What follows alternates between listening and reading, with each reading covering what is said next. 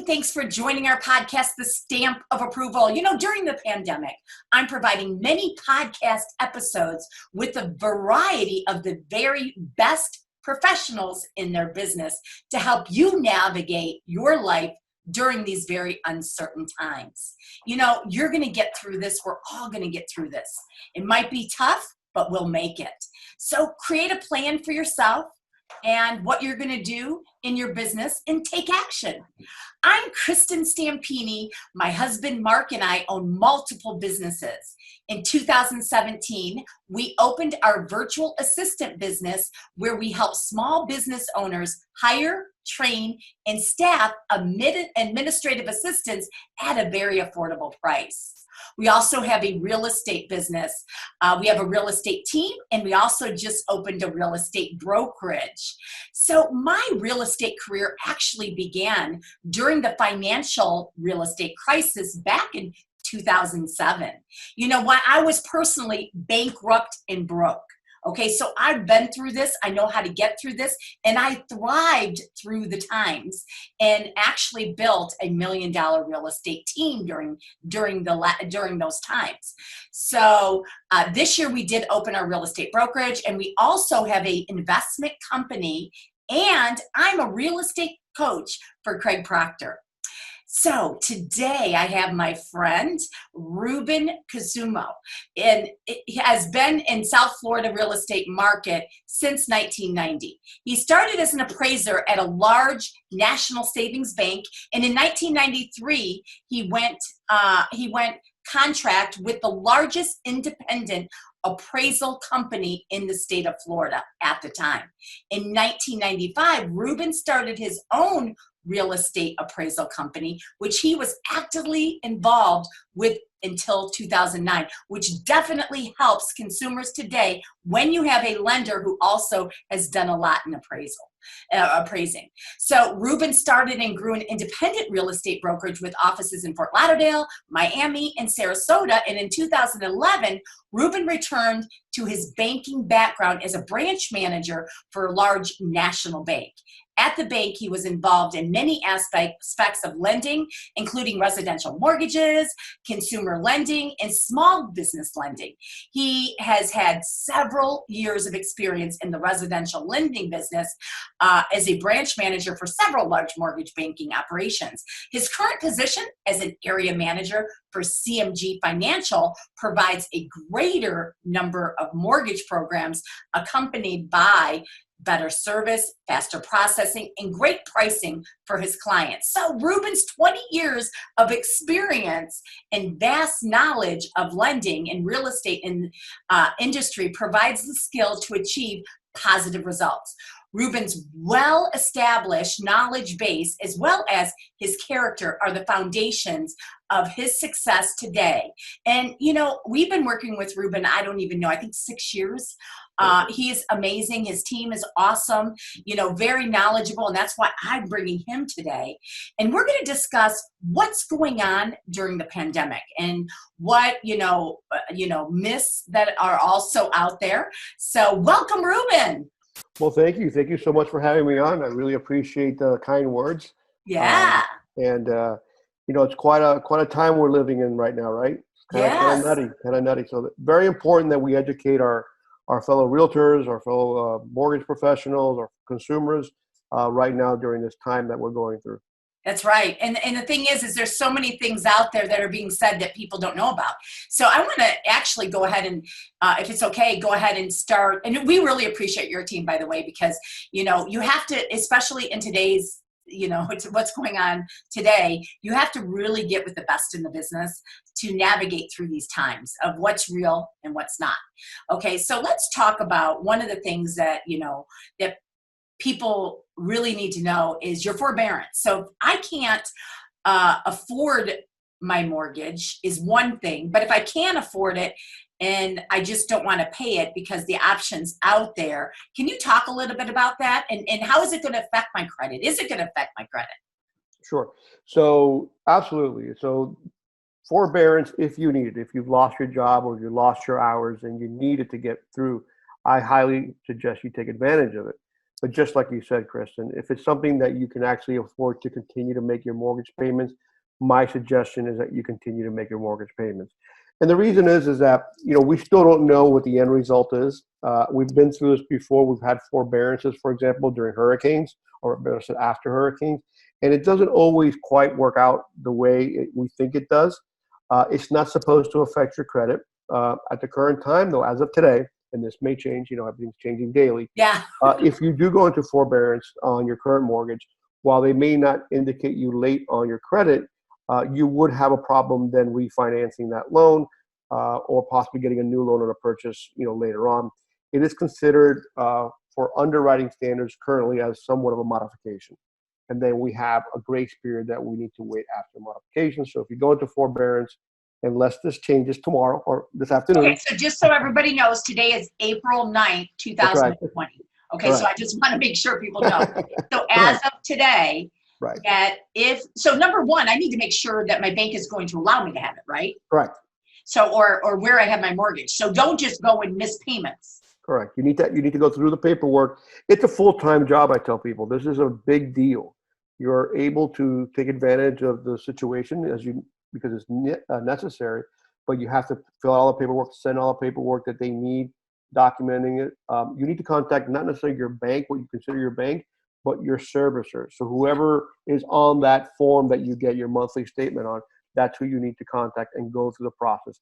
I'm sure they're swamped. I'm sure they're super busy, but you got to stay on it. It's like a full-time job. Yeah, and you don't just want to miss it without getting approved, because could they, and I don't really know, but if I just know back in the financial, in the real estate, back in 2007 through 11 or whatever, that people that miss their mortgage, and if they don't get approved for, let's say, the forbearance, I remember before what they would do, because I did a lot of short sales, is if you missed your payment, and they would make you pay that payment, the next payment, any late fees, and it was all due at the same time. Correct. So could they do that, or do you know if they could do that today? Well, we don't have all the answers yet, but the fact that the possibility, like you just mentioned, that exists would concern me, because we've seen it in the past where they do a 3-month forbearance, and on month number 4, not only do you have to pay number 4, but at a minimum the interest for the last 3 months. Sometimes they add the payment to the end of the loan, those 3 months or 6 months or whatever it may be.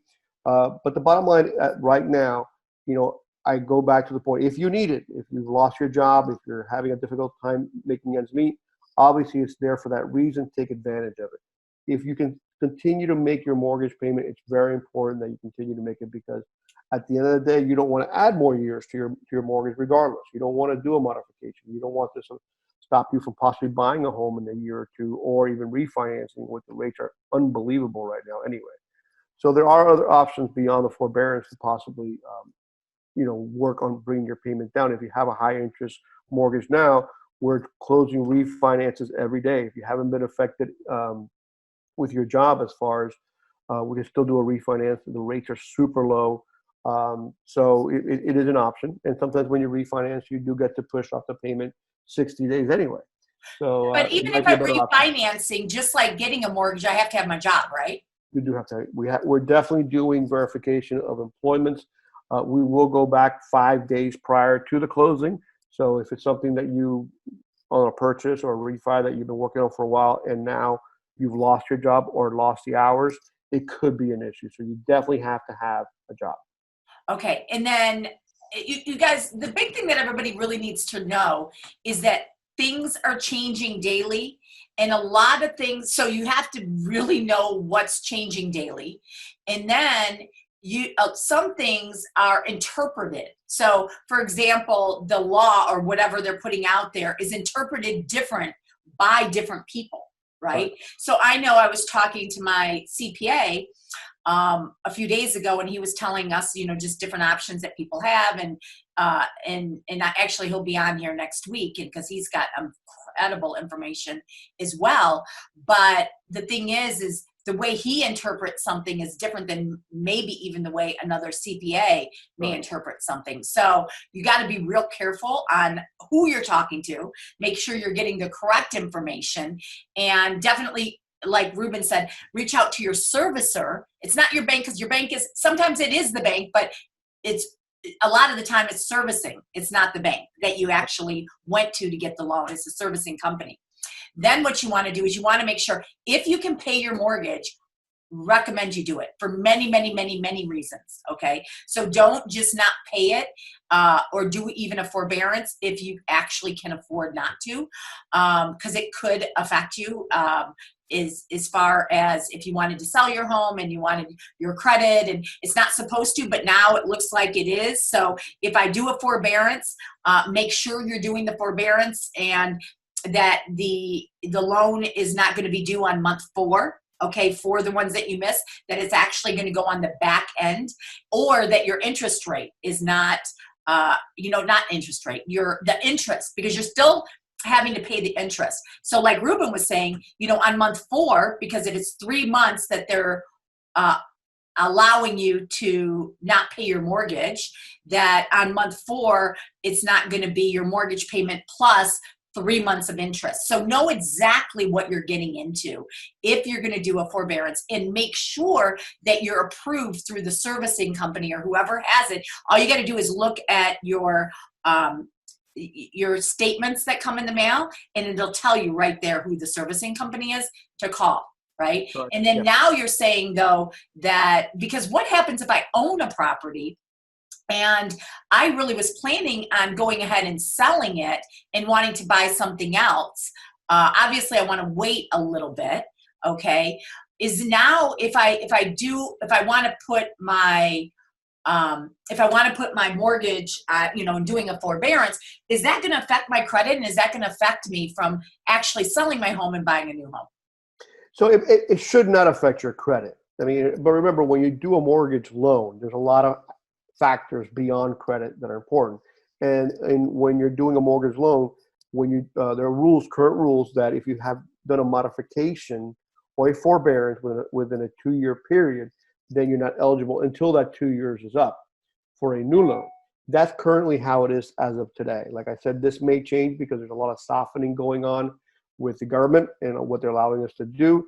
I know a little bit off topic here, but one of the things that they allowed us to do is on the appraisals, they softened that stance. So we're doing a lot of drive-by appraisal as opposed to as opposed to going inside the property. So the government is definitely loosening standards. I mean, I can only speak to what I know today.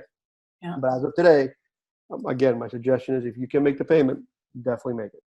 Okay, and then what are you seeing as far as new home purchases? So it's been interesting, right? We're learning all how to do things differently, but we're still seeing contracts coming in. As far as actual people, either they saw them prior to the pandemic or stay-at-home order, or they're doing it a couple different ways. So either the seller leaves the property and they come in after and see it, or they're doing it all virtually. It's fun. I mean, it's a little bit of a joke, but they say if you can find a spouse online, why can't you buy a house online? That's right. I saw that. Yeah, I thought that was kind of funny. But the reality is, again, if you have to move, or your buyer needs to move, you got to find a place to live. So we're seeing contracts coming in. Well, and the thing is there are people that do have to move. Obviously, possibly divorces and estate sales, relocation, people moving into nursing homes or assisted living. There's number of reasons that people do have to move. And also some people want to sell or want to buy during this time because maybe a buyer, for example, was getting beat out. Okay. So there was multiple offers all the time when they're making offers. So they were getting beat out a lot. So those people are like, oh my gosh, this is a perfect time for me because I'm not having to compete against all these other people. Sellers, on the other hand, are looking at still selling because they're sitting there and they're saying, okay, well, this might be a good time to sell because I don't know if the market's going to go down later and I do need to sell my house. And if I get the price that my house is worth today, why not sell it? Okay, so people are still doing real estate business. It's still happening. Currently, in I'm in Palm Beach, Florida, Boca Raton.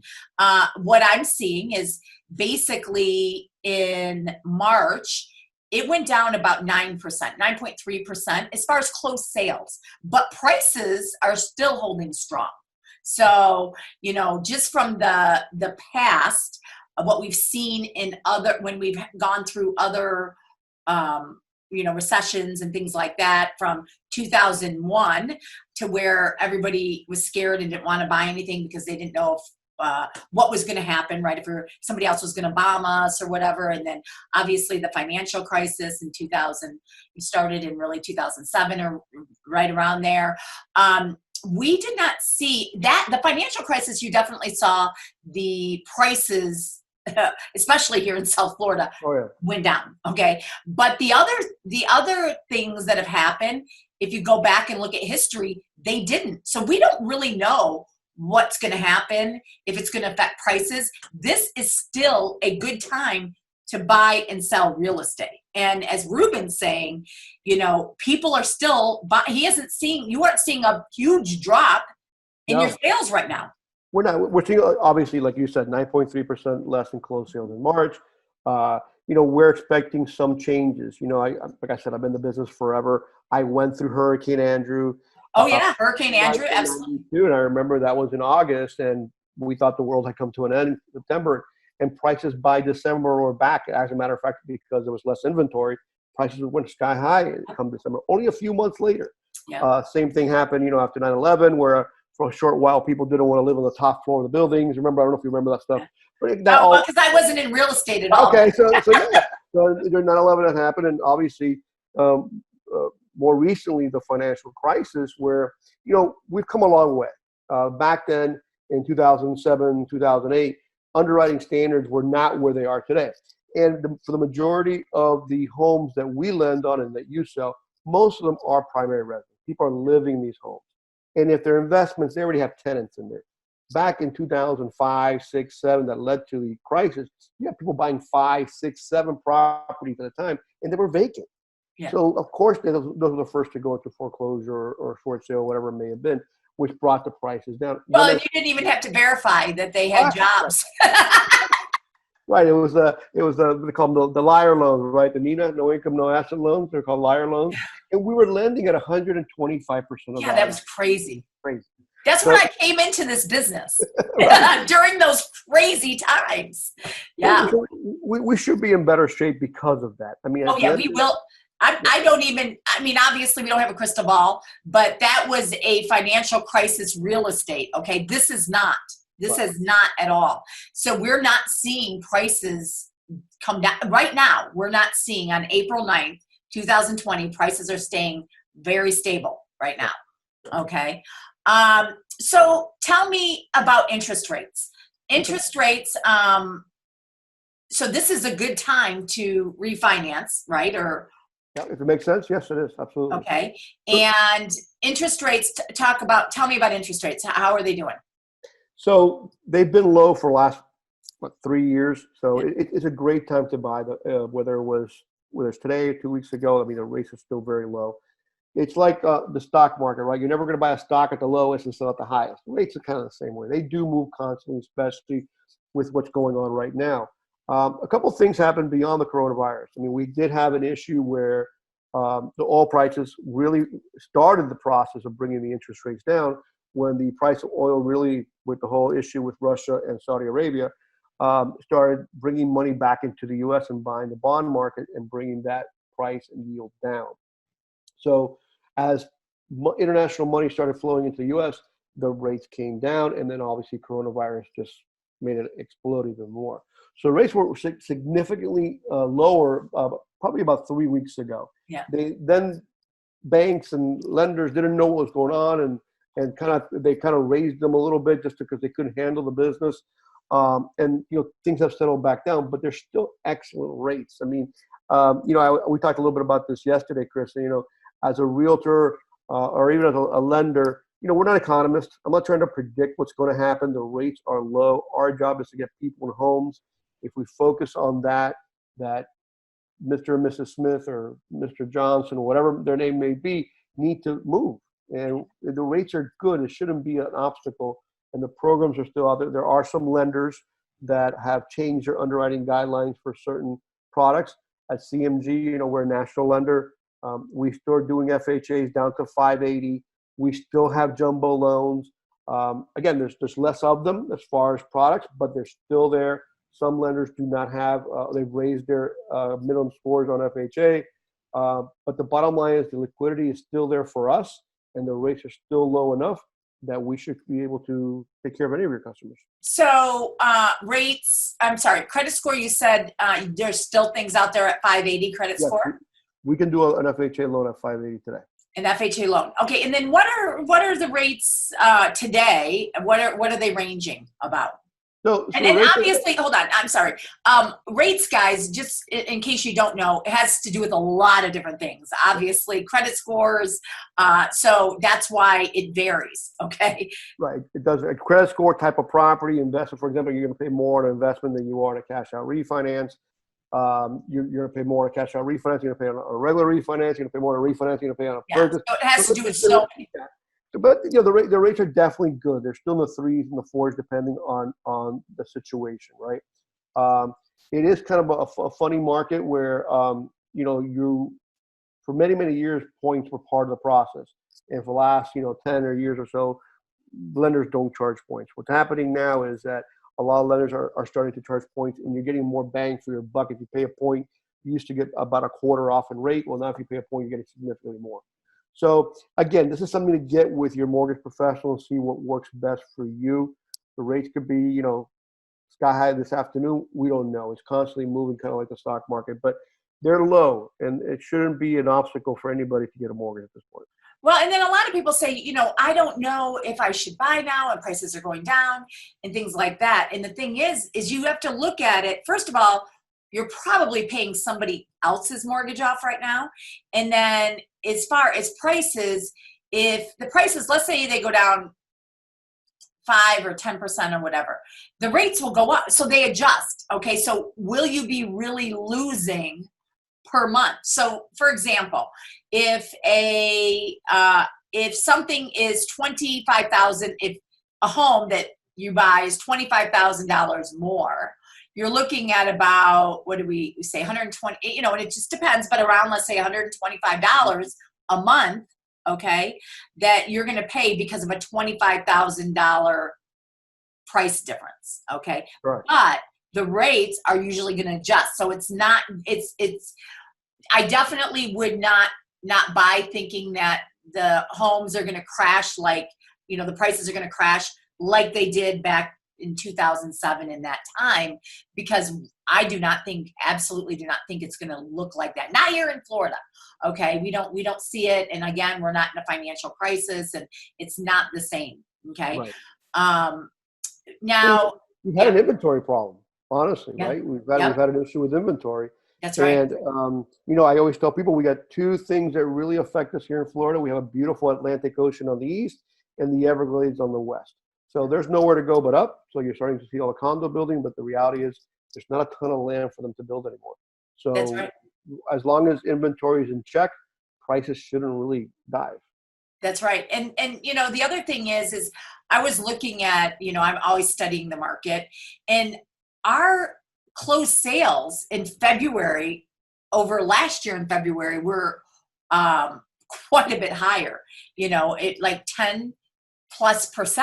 So our real estate is doing extremely well. Going down in closed sales, because of because of the pandemic, 10%, 9.3% or whatever this month is not crazy, you guys. That's just closed sales. But the prices are still staying strong. Okay. Right. So you gotta measure that. What's happening with jumbo loans? They're still there? How are the rates? The rates are actually, historically jumbo loans are always a little more expensive than the standard loan. That actually flip-flopped earlier this year. And it's kind of flip-flopped back now. So they're a little higher than the standard loan, which is normal. We're looking for just everything to become more consistent. That's all we're looking for. And looks like we're starting to see it this week, where the difference between the 10-year bond and the mortgage-backed security was very wide last week, which nobody could understand. That seems to be kind of compressing, which is what we want. We want to make things normal. People hate uncertainty, especially in the bond market. So, jumbo loans in general are not sold in the secondary market. They're portfolio by the bank. So again, depending on their ability, and I said in general because they do sell some of them. So the secondary market has had an effect on some of the jumbos being sold. So there's maybe a smaller market for the jumbos or opportunities or liquidity, but we have them. And the rates, like I said, they're a little higher than the regular loan, but nothing unusual. How about foreign national? Foreign national is a little more difficult. So what we've had, now there are foreign national products out there available today, but that's the area, not just the foreign national, but the foreign nationals and the bank statement loans, the loans that are considered non-QM loans. Those loans are the ones who have been put on hold right now the most. That secondary market has really dried up. Nobody's buying those loans in the secondary market right now. So the liquidity has gone away for the most part. So those are loans that are being very, very difficult to do. On every country? Yeah. Really? It's just a type of, It's nothing to do with where they're from. There are lenders still doing them, but again, the amount of lenders is definitely shrunk. Is the interest rates a lot higher than they used to be then? The rates on those loans were always higher. They're always higher than standard loan because there's more risk, right? You're either getting information from a foreign country or you're doing a bank statement loan where you're determining income on, different standards. So the rates are always a lot more on those type of non-QM loans. They do exist. There's a company out there still doing them. We can still do them, but it's getting harder. Very, very hard. Okay. And so you talked a little bit about FHA. So FHA has not raised the score requirements? No. Credit score? No, they have not raised HUD has not raised them at all. What's happened is some lenders have raised them on their own because of liquidity issues. They feel that if they don't have a higher quality borrow or loan, once it closes, it's going to be more difficult for them to sell. Depending on the banks or the lender in this case, liquidity and servicing portfolio has a lot to do with how much risk they're going to take.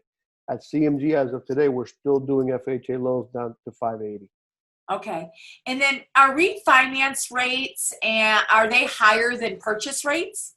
Historically, no, they should be the same unless it's a cash out refi. So what's a cash out refi? Well, that's actually you're paying off credit cards. You're actually putting money in your pocket. You're paying off, mom or dad or something. You're actually getting money out of the property to do something else with it.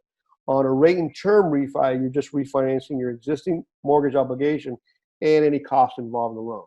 So on a cash out refinance, yes, they're a little more money. On a rate and term, typically they're not. Okay. So let's say that, and I don't even know if you can answer this or not, and it may change, right, in the next day or week or whatever. But if I was planning on, by the end of the year, I wanted to sell, I'm not going to do it now. I'm going to wait 2 months or 3 months or whatever. But I was planning on selling my house and purchasing a new house. But I definitely want to try to take it, because I do want to try to take advantage of the forbearance. Is that going to affect me in purchasing a property in the next 6 months? As of today, yes. Yes, Okay. because the forbearance that you take advantage of now for 3 months or 6 months, I mean, they're talking about possibly extending it to 6 months. So that, as the way the underwriting sees it today, it will be considered a modification. It's not going to affect your credit, but on the purchase money market mortgage, it would affect it as of today. I expect, Kristin, considering where we're at with the pandemic, that those rules may get softened. It's just so much going on we're not there yet. So figure we won't really know for about another 30 days or so. Okay. And then as of today, it'll affect it. It's not going to affect your credit, No. But how will it make it so I can't? Because if you miss a mortgage payment, and tell me if this is still true, that you can't purchase a property for a year. Is that correct? That's right. So missing a mortgage payment. Now, like Ruben said, in the current, what's happening currently, that it's not supposed to affect your credit score. But if you do take advantage and you are able to take advantage and you wanted to with the forbearance, but you wanted to sell and buy in the next 6 months after that, he's saying it will affect you because it's considered, what did you say? Well, it's like a modification. Okay, so it's considered a modification. And how does a modification affect you from? Pretty much exactly the way you just said it. That was a perfect example. If you just missed a payment or you were late on a payment, even 30, once you're late 30 days, they report you late on the credit bureau. Even if we weren't even talking about this forbearance situation, if you were late 30 days on your mortgage, you have to wait 12 months to get a new mortgage. Okay. Now, all we're talking about here, guys, is traditional mortgage, conventional, FHA, VA, USDA. There's the non-QM that we briefly discussed that always have possibilities for types of mortgages because they have different standards. But in general, yes, it would be considered, it's looked at like you didn't meet your obligation, bottom line. Okay. Awesome. So I think that was great information. Basically, still doing business, just different. So a lot of the business that we're doing is virtual.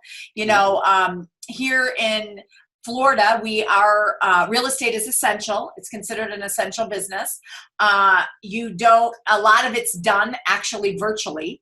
Okay, even here. So we're actually doing appointments just like what Ruben and I are doing right here. So we're doing buyer appointments. We're setting it up and we're actually, learning about the buyers and what their needs are. Just as if we met you in person, we're doing it just like this. We're doing it on Zoom calls.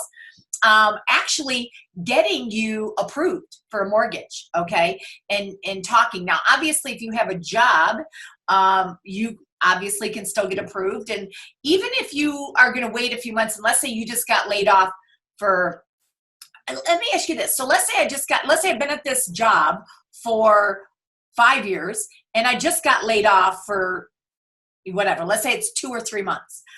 And then I get right back into the same job. Am I going to be able to purchase right away again? That's a great question. The answer would be no. That's today. But what we're expecting is that to be handled very similar to how we handle somebody who goes, for example, on maternity leave, where they're out for 3 months or 6 months. And once they get back into the workforce, we can document that, decline in income, for lack of a better phrase, and move forward. We're not there yet, but again, Kristin, this is like a work in progress. That's kind of what we're expecting to see, where we're going to be able to say, hey, Mary, like you said, 5 years, and now, because of the pandemic, she didn't make money for 3 months, but she's back to work at wherever she's making the same amount of money. Can we encapsulate those 3 months, document it, obviously, and then move forward? We expect that to come down the pipe also. Yeah, because I think that out of everything we talked about, that makes sense. Absolutely. The only reason why I lost my job is because of the pandemic. I'm going back and doing exactly the same thing. I've had that. So the thing is you got to work with, professionals that can navigate you through this time. But this is also the time to get set up. So if you're working, this is a great time to still purchase a property. We would do this virtually, just like we are now. We can get on, we can show you properties virtually. We can actually show you videos.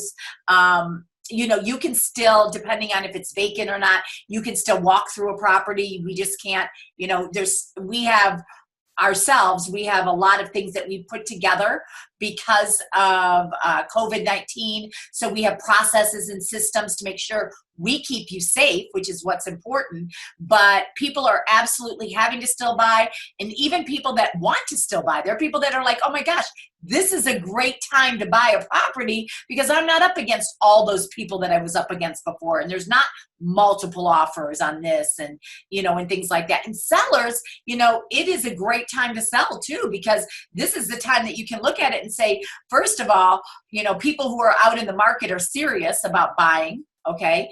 And the other thing is you don't know exactly what's going to happen. So if you can sell at the price, even though you might have virtual showings more and things like that. But if you can sell at the price today of what your home is worth and you're getting it and you're like, yes, I want to sell, we're working with a lot of sellers still.